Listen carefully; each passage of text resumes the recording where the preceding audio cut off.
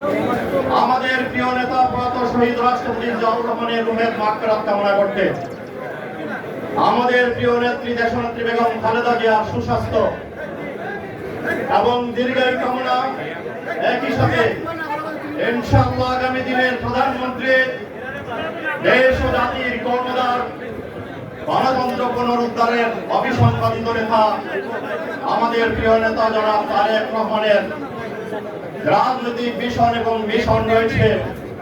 এই বিষয়ে রব্বুল আলামিনের কাছে দোয়া করতে আজকে আমরা এখানে সমবেত হয়েছি। বন্ধুগণ, ইতিমধ্যে আপনারা অনেক বক্তব্য শুনেছেন, আমরা উপস্থিত হয়েছি। আজকে যারা এখানে অতিথিবৃন্দ আমাদের সম্মুখে উপস্থিত হয়েছেন, তাদের গুরুত্বপূর্ণ বক্তব্য আমরা শুনব। আমি শুধু, আপনারা সকলে জানেন, আমরা জানি বাংলাদেশের ইতিহাসে ঐতিহাসিক একটি সংস্কার হয়েছিল, যেটা বিএনপির প্রতিষ্ঠাতা শহীদ রাষ্ট্রপতি জিয়াউর রহমান ৮ সাল থেকে বহুদলীয় গণতন্ত্র প্রবর্তন করেছিলেন।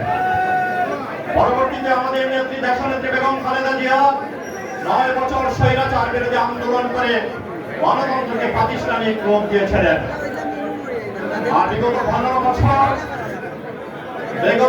বছর ফ্যাসিবাদ বিরোধী আন্দোলনে অত্যন্ত বিচক্ষণতার সহিত জাতিকে দিক নির্দেশনা করে সমস্ত জাতি এবং দলকে ঐক্যবদ্ধ করে যে আন্দোলন করেছেন আমাদের প্রিয় নেতা জনাব তারেক রহমান, যে রাজনৈতিক ভীষণ এক ইস্তফার আলোকে আগামী দিনে একটি বৈষম্যহীন সুন্দর একটি মানবিক রাষ্ট্র প্রতিষ্ঠার লক্ষ্যে কাজ করে যাচ্ছেন।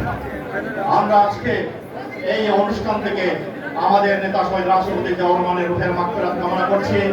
প্রিয় নেত্রী দেশনেত্রী বেগম খালেদা জিয়ার দীর্ঘায়ু সুস্বাস্থ্য কামনা করছি।